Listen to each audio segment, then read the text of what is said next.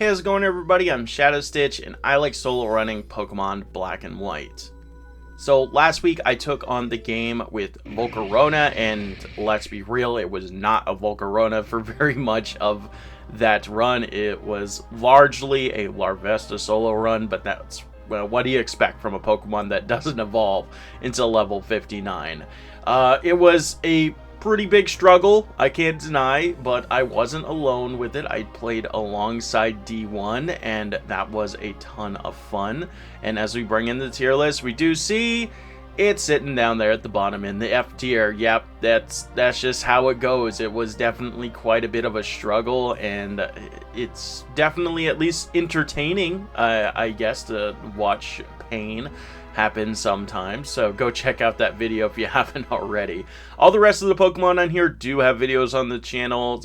We do have a couple, small handful of re-ranks left since I changed my emulators and settings and all that fun stuff, but for the most part, everything on that playlist linked down below at the end of the video and on that little graphic right there are there, so go check that out if you see anything that piques your interest. But stick around, because today I'm kind of continuing this little theme of Pokemon with 4x weaknesses, and it's going to be definitely a really interesting one because we haven't done a water type in a while, and so we're playing with Swanna. So one of the things about Swanna is it's just not a very memorable Pokemon. Like, even me, like the biggest Gen 5 Glazer on the planet, like, I don't even really have a whole lot to say about Swanna. Like, it's just a kind of a forgettable Pokemon, which really sucks because it's actually not that bad. I mean, we can just start off with the stats. We have 87 in both attacks. Sure, the defenses aren't great with 63 and only 75 HP, but has a pretty respectable speed at 98 as well. Water flying is a pretty decent typing, has good defensive utility. Sure, it's 4x weak to electric, but flying type covers up the water's grass type weakness, so that's pretty good. And both of these types are actually pretty decent offensively in the Unova region. Not a whole lot actually stands in their way, which is pretty cool, especially together. It doesn't really have a great ability. I chose to go with Big Pecs over Keen Eye. I feel like not being able to lower our defense is going to come into play a lot more than not being able to lower our accuracy, but it's probably not going to really matter too much. But that's pretty much about it. Yeah, Swanna is a very basic Pokemon, even down to the move pool. We got a ton of water type moves, a ton of flying type moves. We get Roost. That's pretty cool. It actually has a reliable recovery move. You don't see that super often. It gets Raindance by level up, I suppose. Other than that, even the TM move pool, you get Scald, you get Surf. It doesn't have anything interesting going on, and that really sucks because I think that this Pokemon has a lot of good potential. It's just there's nothing that lets it stand out. It's not bad, but it's not like amazing, and I'm really hoping that maybe I can give it a little bit of spotlight in this video and show why it's actually not that bad of a Pokemon. But of course I do evolve up, so let's go ahead and take a quick look at Ducklet. So this little guy definitely takes quite a bit of hit on the offenses, only 44 in both. Does have decent bulk for a first stage Pokemon and okay speed, so that's not too bad. And it does evolve relatively early at level 35, so that's not terrible. We do start off with Water Gun and Water Sport, quickly pick up Wing Attack at level 9 and an upgrade to our Water move at 13. And then, yeah, it just picks up a bunch of Flying and Water type moves. Bubble Beam to give us a little bit more base power, Air Slash, Roost, like I said. We'll eventually get Hurricane and Brave Bird at much later levels.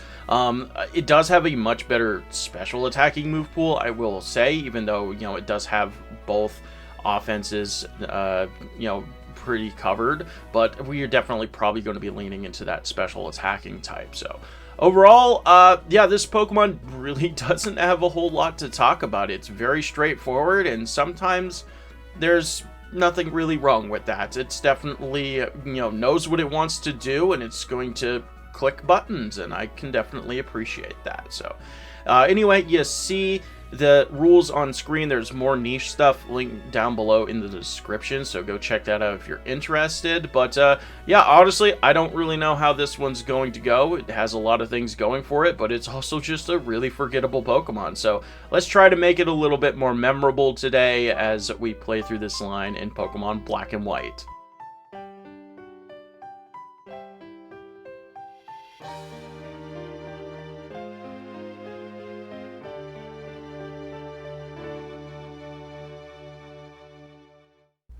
As usual, I preload my starter into the run before it even begins. This allows me to change the nature, IVs, all that fun stuff, so that's pretty good. We are going to be taking the Swanna-line. This is going to give Bianca Tepig and Cheren Snivy. So we will actually have an advantage over both of our rival starters, you know, thanks to our dual typing.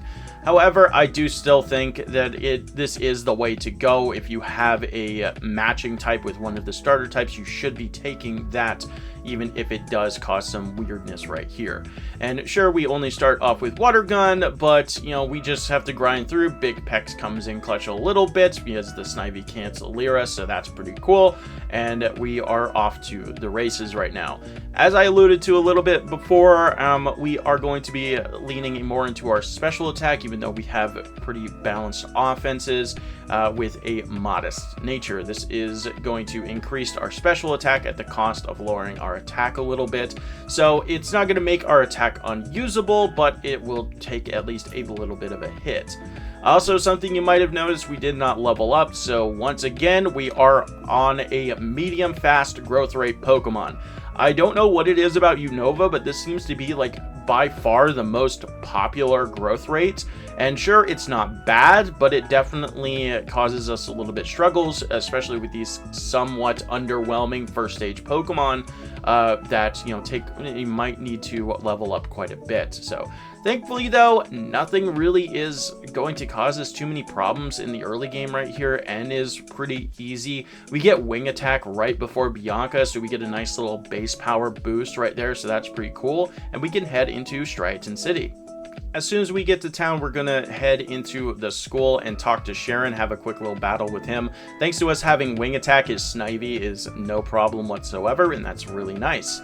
We're gonna stop by the Pokemon Center, top off our PP a little bit. We're running a little bit low, especially on water guns, so that's pretty nice to get a nice little free heal right there.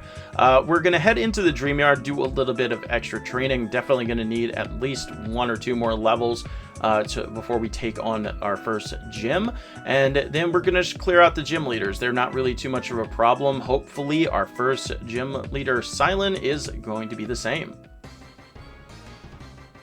So as we enter into Silent, we are going to be holding an Oranberry. This does run the risk of a pickup being able to trigger, and it does, but that actually runs in our favor because we avoid the potion turn on his Lillipup, and with that we can actually just go for 2 wing attacks and knock out his Pansage. So awesome, you love to see it. Yeah, normally pickup, you know, having an in-battle effect now is kind of annoying because it makes those Oranberries a little bit less viable, but actually being able to use his ability against him, so we can get that effective 4-shot onto his Lillipup and avoid the healing turn was really nice. So after this, we're going to grab our monkey in the Dream Yard, use our 1 mandatory use HM of Cut, beat up a couple plasma dudes inside here, get Fennel her little science stuff, and then head out towards Route 3. On our way out of town, we're going to stop by over here and grab the Bomb Mushroom. We can sell this much later on for quite a good chunk of change. Do the 1 mandatory double battle and clear out all the rest of the trainers in the preschool right here, as well as pick up a free Ultra Ball in the sandbox. Sharon is actually pretty free. Thankfully, we have a couple levels under our belts now, so that's pretty nice. And we do still have the super effective wing attack, so no problems whatsoever. And we can head into Wellspring Cave. Nothing really interesting to report in Wellspring Cave. We are going to grab both of our HM friends in here. I have been kind of skipping Rock and Rolla every now and then, but I ran into one, so I'm like, why not? I'm going to need strength later on anyway, so we're going to grab that and our little buddy Woobat for Fly. Head on out of here, grab the glitched rare candy on Route 3, and then head into Nacreen City. Sharon's going to hook us up with some chesto berries, and then we can head over to this house, talk to the girl in here, tell her we got an Oshawott, and she's going to give us a Mystic Water. This is definitely going to be one of our big go-to held items, boosting the power of our water-type moves, so that's really nice to have very early on. After that, we're going to head into Pinwheel Forest to battle the nurse right here, so we have a nice, easy heal spot set up for us, and then head into the deeper parts of the forest. We get a couple ethers, but also we're able to catch a temple. Sure, we don't really need it for surf, but it does have the chance to hold a person berry, so being able to potentially heal off confusion later on is definitely going to be very interesting. So after battling a couple of the trainers in here, we can head back to town, deposit our team so we can skip a otherwise mandatory double battle later and face off with N. Thankfully, he's not really too much of a problem. He's a little bit annoying thanks to some confusion shenanigans with his temple, and neither are any of the gym trainers going to give us any problems, and then we can face off with Lenora. Lenora is probably the hardest gym leader, but we did get to level 20, and thanks to that little extra recoil damage that he got going on there, we are able to get the 2-shot. We get a critical hit on the Watchog that normally would be a 3-shot. We're able to live the hit and actually get a first try victory against Lenora, which is huge. I was definitely expecting to do the classic Lenora blackout grinding, but you know what? Sometimes you get a crit, and that's awesome. Let's go, little ducklet. We are cruising right now. So we're going to watch the plasma dude steal a skull for some reason, and then chase them into Pinwheel Forest. Nothing really interesting happens in the forest. We battle this one extra ranger because his herdier gets pretty good experience, but other than that, we just clear out a couple of the trainers on the bridge so they're out of the way when we come back here for a rare candy, cross the gorgeous Skyla Bridge, and head into Castalia City. Big city time, and we got a lot going on. First up, we're going to head up the first street right here and grab the TM for rest. We're going to need this much later on. It's also just a nice little safety measure to have. Then we're going to head up north, grab the Eviolite. We're not super far off from our evolution, but while we have the chance, we might as well boost our defenses by 50% as long as we stay unevolved, which is pretty cool. We start off the little plasma chase sequence and stop by the battle company. We do quite a bit of training in here, but we definitely need to pick up at least one move by the time we get to Berg. So all of that training plus on top preparing for Elisa is definitely worth it. After beating up the dudes on the side alley, we head into the gym, and we do learn Air Slash on our way through the gym, so that's pretty cool, and we can face off with Berg.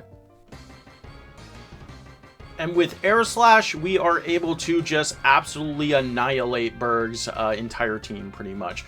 We do switch up to Bubble Beam just for the Dwebble, because why not? Levani comes out, it's going to waste our time a little bit with a Protect, doesn't do too much with a Razor Relief, and there we go. We get to level 28 with a nice clean one-shot for our third badge. Let's head out towards Route 4. Of course, Bianca is not going to give us any trouble whatsoever. We're going to do a little bit of training on the fishermen out here. Shoutouts to my boy Andrew. Heal up at the little house, clear out Sharon as well. Like I said, the rivals are just not going to be really much of a problem in this run, which is always like a nice, refreshing breath of fresh air. And then we can head into Nimbasa City. After chasing off the plasma dudes, getting a bike from some old guy, having a quick chat with Bianca, we are set free into Nimbasa to do some chores. So first up, we're going to stop by Anvil Town, grab a rare candy, then grab our team out of the Pokemon Center. We're going to grab the HM for strength, do a little bit of Pokemon dress up, and head out towards Route 16. We are going to do a little bit of training out here, but more importantly, we're going to grab a rare candy, and then it's going to be time for our date with N. So Ducklet has definitely been really impressing me, and I do think it's fair to show off his last little battle right here. So yeah, sure, got a little bit lucky with Lenora, but you know what? Sometimes you just get lucky. There's no other way around it. So we are going to be able to 3-shot the Sigilif. We do get Whirlwinded out. A little bit annoying. My rules is anytime I get phased, I just have to switch back in immediately or reset. I'm not going to bother resetting. And we do waste a little bit of time with Roggenrola wanting to level up and learn a bunch of moves, but after taking a nice long look into N's beautiful eyes, we can spend our 3 rare candies that we picked up, learn Raindance, which is going to definitely be very useful, but more importantly, get to level 35 where we can evolve up into Swanna. So yep, definitely very worth it. We get a massive power increase right here, and we can head into the electric type gym. So I didn't even save for Elisa because that's how confident I am in Swanna. And watch this. We set up Raindance. She just goes for Pursuit for some reason. 4 times weakness. You already knew it was over, buddy. We set up the Rain and we're able to just one-shot everything with bubble beams. Let's go. Yeah, that's really nice whenever you have a 4-time weakness and the electric type gym is not even an issue. That you just love to see it. Even if she did go for Volt Switch outside of a critical hit, there's not really a whole lot that she would have been able to do. So let's get on out of here, head out towards Route 5. What do you know? Sharon is not going to be any problems. So we're going to beat up a couple toddlers as well as the extra Sigilif trainer for some good experience in special attack EVs. And then we can head into Driftvale City. Driftvale time. Enjoy that music while it lasts because it's not going to be sticking around very long. We're going to grab the PP up in here and head inside the cold storage.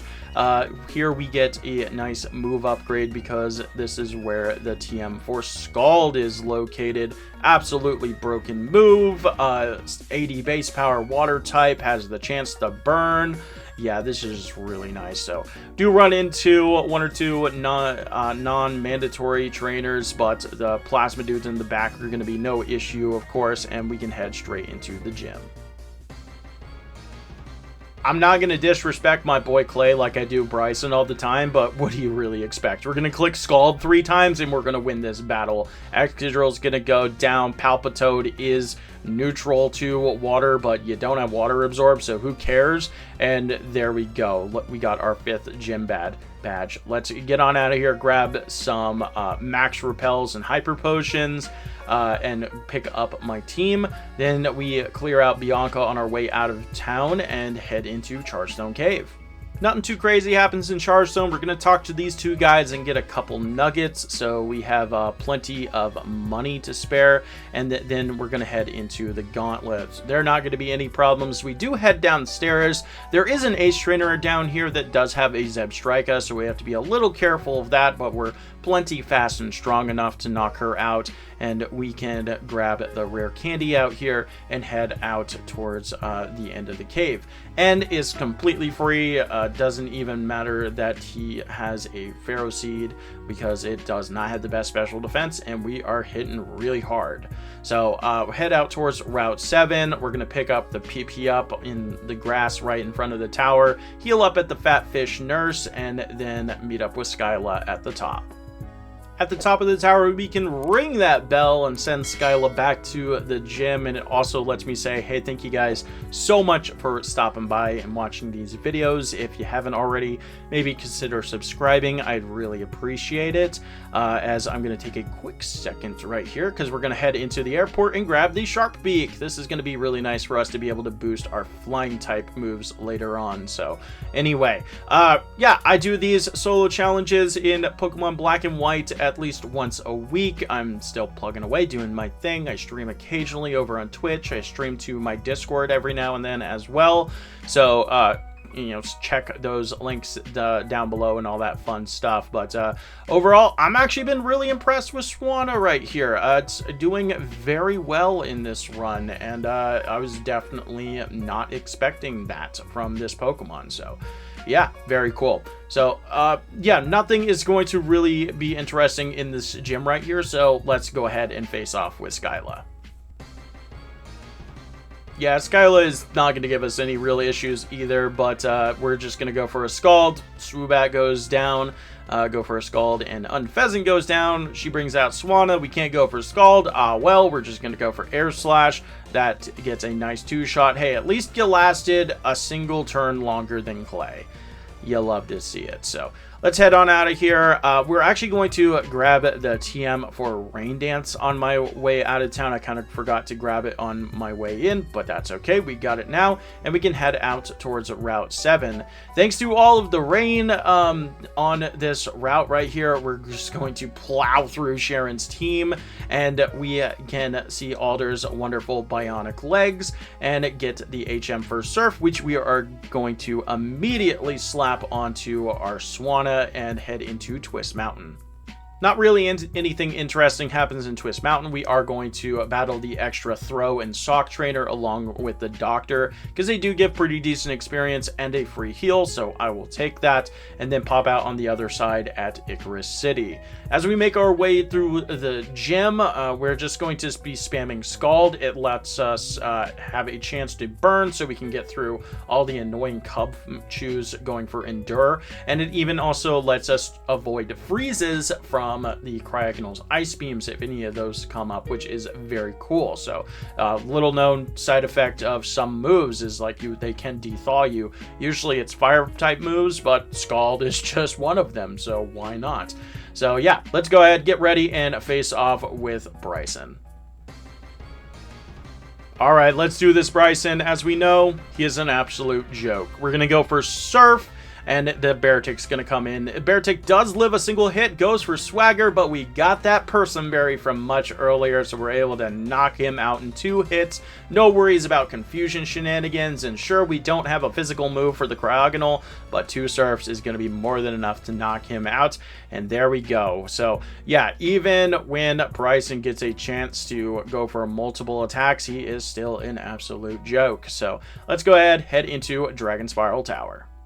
Alright, Dragon Spiral time. So I didn't have a story really prepared, so I guess I'll just talk about stuff. So I guess we'll talk about like some of my favorite decks that I've ever played when I played the TCG a while back. So when I first started playing the TCG, it was right when the X and Y era first started. I played for maybe a couple months with some of the stay over like platinum cards and stuff like that, but then we had the big emergency rotation because they kind of broke the game with, you know, changing the first turn rules and all that fun stuff. So, and none of those platinum cards were really built for that kind of format. So overall though, the first deck that I really gravitated towards was called Mewlock. So it was a deck that revolved around Mew Prime, and you used Pokemon by sending them to the Lost Zone. This is a mechanic that keeps popping up every now and then, but you could use the attacks of Pokemon in the Lost Zone. And my favorite thing about this deck is it eventually was a luck deck. It was such an asshole deck, and I loved it. So there was a Vanillix card back in the day where you flip 2 coins. If one of them was heads, you paralyze the opponent. And paralysis is very strong in the TCG. You can't attack or retreat, and that is just really cool. So it's funny. It's just super funny. So the whole strategy of this is you just do little chip damage over and over and over again, keep locking them, and then you use the Unfezant's attack where you knock them out, and then you flip a coin. If heads, then you take no damage on the following turn, which was just absolutely hilarious. And the way that you made all of this kind of work together is there was an old Victini card that allowed you to at least once during your turn, you can re-roll coin flips. So you just hedge your bets so much by doing that. It's such a freaking funny like trolley deck, and I loved it. So that was like the first deck that I ever really gravitated towards and I played, and it was just so freaking funny. So yeah, that was probably my second favorite deck I ever played. So yeah, what do you guys think about like lock decks in TCGs and stuff like that? It's like, I thought it was a ton of fun. It did take skill because like you couldn't just it did take a lot of setup and stuff like that, but you know, we were in a much slower format back in those days. So yeah, but that's my favorite deck. If you played any TCG, like, what are your opinions on like lock decks like that? Did you play anything like that in any TCG? And let me know. So as we head out back towards Nimbasa, I'm actually going to stop by the trailer here and sell the bomb mushroom that I forgot to do earlier, so we can make a nice big 25 grand, and then we can head into the desert. So nothing really interesting happens. We're gonna grab the PP up, meet up with Getats on the bottom floor, grab the rare candy on the way out, and then meet up with everybody at Green City. After having our little powwow with everybody, we get a funny looking rock, and then we can head out towards Pinwheel Forest, heal up at that nurse on the way on the outside, grab a rare candy, then fly over to Route 2, push a boulder out of the way, and grab the rare candy over there. As we return to Icarus City, we're going to head into the Pokemon Center and sell those nuggets, so we have even more money to work with, and then meet up with Bianca over on Route 8. All right, let's go, Bianca. It is time for your contractually obligated final showing. We're going to go for Surf, rain boosting us, which is really nice, and that is just going to drop both of those. Simisage comes out. We're going to go for it in Air Slash, drop that. Musharna is going to come out. It's pretty bulky, so it actually does live. Puts us to sleep, but just wastes our time a little bit with some healing shenanigans, and then we're able to easily knock her out, which is really nice. So yeah, like I said, neither one of the rivals are going to give us too much trouble, so we can head out towards Route 9. Of course, we're going to stop by the shopping mall, and I'm going to go grab the PP up in the corner over here, and then we're going to go grab some calciums. As a special attacker, this is pretty good, but as you see, I have way too much money right now, so I didn't really know my money routing too well before this run, but I definitely got to look into it a little bit more after this, and yeah, I think that I do have a better grasp of how much money things are required. So I thought that I needed a lot more money than I did, because I was buying, the TM for Raindance, and that's a pretty good chunk of change, and I also did want the calciums, so I just kind of overgot too much money. So in the future, hopefully I can take the knowledge that I gained from this run with like the money routing and stuff like that and apply it a little bit better, because I definitely wasted a lot of time grabbing some of those high money items to spend. So that's pretty cool. So anyway, let's go ahead and get a nice big lore dump from Iris and Drayden right here and head into the gym. All right, let's do this, Iris. We do have that Sharp Beak equipped. We had it for a little while, but it is definitely going to help us here against these dragon types. We're going to go for Air Slash. Do not quite get the one-shot in the Druddigan. We're actually quite a ways off, so that means that we're going to have to two-shot the Haxorus as well. We get Dragon-tailed, and unfortunately, we get Dragon-tailed into the worst possible option in the back right there, because we do flinch the Haxorus, which is pretty cool. But then the Oshawott that we have is going to gain so much experience right here. So yeah, I think this gaining experience lasted almost, if not as long as the battle itself. So we have to deny the Oshawott the evolution. Not today, buddy. We're not running you. And there we go. We got our 8th and final gym badge, and we can head out towards Route 10. So we're going to do some usual training right here. We get Hurricane on one of the trainers at level 55, which is going to be a very powerful move, albeit pretty inaccurate. And then we're going to face off with Sharon. All right, let's go, Sharon. Your contractually obligated final battle time. So we're going to go for a surf on Pheasant. Just wastes our time a little bit. Does live the first surf, but that's okay. Air Slash into the Superior. That goes down. Liepard, that's pretty frail. That's going to drop to a single surf. Gets a level 56. And Simipour, I'm just going to rip a Hurricane. Why not? It can't really do anything to me, even if I do miss. So that's pretty cool. So after a nice free heal, we're going to clear out a couple more of the trainers here on Route 10, grab the rare candy in Victory Road across the puddle, and do a little bit more training. On one of the veterans in here, I usually battle her with special attackers because she gives good experience in special attack EVs, but I forgot that her Behemoth actually has Thunderbolt, so it cuts it incredibly close, but we're able to knock her and the rest of her team out and then pop out of the other side at level 59. Alright, Grimsley's up first. Scrafty is going to lead. That is weak to Air Slash. We're going to go for that, and that's going to drop. Crocodile comes out. You are weak to Surf, and that is going to drop. Liepard, we go for a Surf because that's our highest damage. That's going to go down. And last but not least is going to be Bisharp. Doesn't have the best special defense, but it is able to hang on. So we just waste our time a little bit with some full restores, but it's still a pretty easy fight. Moving on.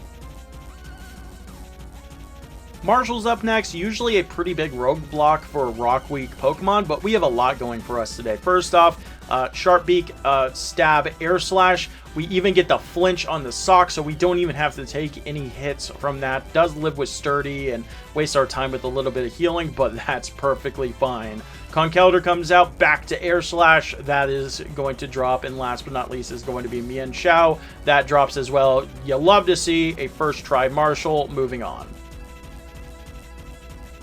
Alright, and the buck stops here because Caitlyn is a massive problem. 3 of her Pokemon have electric type moves, and they are all very bulky. You see, a Thunderbolt just does so much damage to me, and Musharna has Charge Beam as well. I try to heal up with Roost, but it's just going for Charge Beam. It gets boosts. I try to go for Hurricane. It's not even close to getting the one-shot, and we take our first reset of the run, and it is not going to be the last. So this fight is incredibly inconsistent. We first off have to hit a Hurricane against this Reuniclus, otherwise it is going to drop a Thunder on us.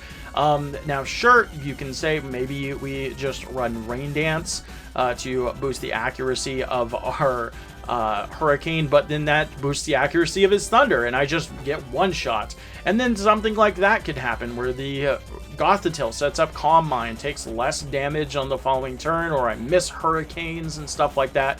Yeah, this fight is a nightmare. The Reuniclus can even live the Hurricane, even though it's boosted by all my multipliers. So yeah, I take a lot of resets right here, up to 9. So let's go ahead and see what it finally takes to win this fight. Alright, let's do this, Caitlyn. So I have to go for Hurricane, otherwise I risk the Reuniclus dropping a Thunder and just vaporizing me. Gothitelle is going to come out. I'm going to go for Air Slash, hoping for the flinch. Don't get it. She sets up Calm Mind, so I have to go for a Hurricane to knock it out with its boosted special defense. Air Slash onto the Musharna, same deal. Doesn't get the flinch, but it doesn't boost its special defense, so we're able to knock it out with a Surf. Sigilyph does just barely hang on, but we're able to live the Psychics. It's her only Pokemon without an electric move, and then we get a better roll in the next turn and knock it out.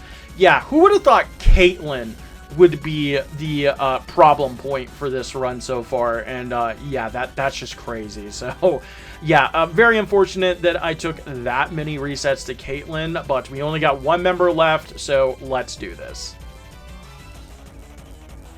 Alright, last up is going to be Shantel, and I am done with the struggle. I need more damage, and that's why we're going to set up that Raindance. Surf onto the Cofagrigus, that's going to get drowned. Same thing with the Chandelure. Also, we have the Rain Up, so we get an accuracy boost on Hurricane. Jellicent does waste our time a little bit with a Curse Body, but not that big of a deal because 1 more Surf is going to knock that and the Golurk out. And there we go. Easy dub. Let's go. Let's go ahead, head downstairs, and see how Alder is dealing with N. and summons his gigantic castle out of the ground somehow, and it's up to us to chase him down through it because Alder couldn't hack it. Come on, old man, let's go. All you need is a Swanna. This thing has been killing it so far, other than that one small hiccup, but we don't talk about that. So as we make our way through the castle, we are going to grab the rare candy in N's room and then meet the man himself in the throne room. By having a full party, we could deny adding Zekrom to it, so we can lead off Reshiram v Swanna. Turn 1, we're going to set up that Raindance. Fusion Flare does absolutely nothing, and he still just barely lives the Rain Boosted Surf. But that's not really too much of a problem, just waste our time a little bit with a full restore. Cling Clang goes down to a single one, but that's not the big problem. Kara Costa lives on Sturdy, and we dodge the Stone Edge. Let's go. So Surf onto the Archeops is going to go down. Vanillux goes not down to a single Surf, does barely live, and does quite a bit of damage to us. So that Stone Edge dodge was definitely really big. Could have gone really sideways if we didn't dodge that Stone Edge and took that hit from the Vanillux as well. So overall, though, really cool fight, and after Getats throws his little tantrum, it's up to us to take him down. Alright, so this is pretty interesting. You might notice we're not holding a Chesto Berry, which is usually something that I do on the Getats fight right here, because he does like Toxic and Protect shenanigans and stuff. However, I'm going to abuse him going for Toxic because I can go for Rest, and on the turn that I wake up, he is never going to go for Toxic, so I can set up a free Raindance and then start going to town. So I do need the Raindance to boost the power of those water moves, and I need as many turns as I can because I have to get through some of these really strong Pokemon with good bulk. Seismitoad comes out next, and I can reset the rain and just continue going to town, so I don't even have to risk anything against the Hydreigon. I can go for a Hurricane with that perfect accuracy, and there we go. So very interesting. I've never really played around Toxic that way before, but with like rain setting or weather setting moves like this, it might be a really cool strategy going forward that I have to keep in mind. And yeah, that was just awesome. No problems whatsoever. Sure, N could have been a little bit sketchy outside of that Stone Edge dodge, but it's still really nice to get first try victories against that. And as we end our time at the end of N's final dialogue here, we see we got a 1 hour, 35 minute, and 32 second final time. Absolutely fantastic. Blew all of my expectations out of the water for this Pokemon. Yeah, we had 9 resets on Caitlyn. That definitely sucks, and I can't deny that this run was pretty lucky. All the way back, even with Lenora, dodging the Stone Edge on N was pretty good too, but hey, you know what? Sometimes you get lucky, and I am very proud of how Swanna did on this run. So yeah, this was just a ton of fun. I actually, like I said, was very pleasantly surprised about how well this Pokemon did. So let's wrap up these credits and rank this guy. And there we go, a final in-game time of 4 hours and 43 minutes. And as we bring in the tier list, it is sitting at the top of the B tier. So not bad. It outperformed even Lavani, which is very cool. And is water type top tier in this generation? I do think that it actually has a lot of really good things going for it. Even something like Swanna, which is, you know, let's be real, not the most remarkable Pokemon, was able to get a really solid performance in this one. So I'm really looking forward to trying out some more powerful water types potentially later on. So there's not that many of them in the Unova region, but especially like something like Samurott, I definitely did dirty, and I am very looking forward to redoing that run in the future, along with some of these other very interesting water types connected to the Unova region. So that's pretty cool. So yeah, let me know. What did you think? Did you think that Swanna was going to get that good of a performance? Were you, surprised like I was? Or did you have Swanna pegged as like a top performer from the start? Let me know. So overall, I am very happy with this. I definitely expected more of a struggle with this Pokemon. And yeah, that's going to be just pretty much about it for Swanna today. However, next week, be sure to come back because we are going to be back onto the struggle bus because I'm going to be playing with Ferrothorn to finish out this little mini 4x weakness series. Oh boy, so lots of things going against that Pokemon right here. So anyway, that's going to be it for me today. Like, comment, sub, let me know what you thought of Swanna. Come back for Ferrothorn next week. And with that said, I love you all. Deuces.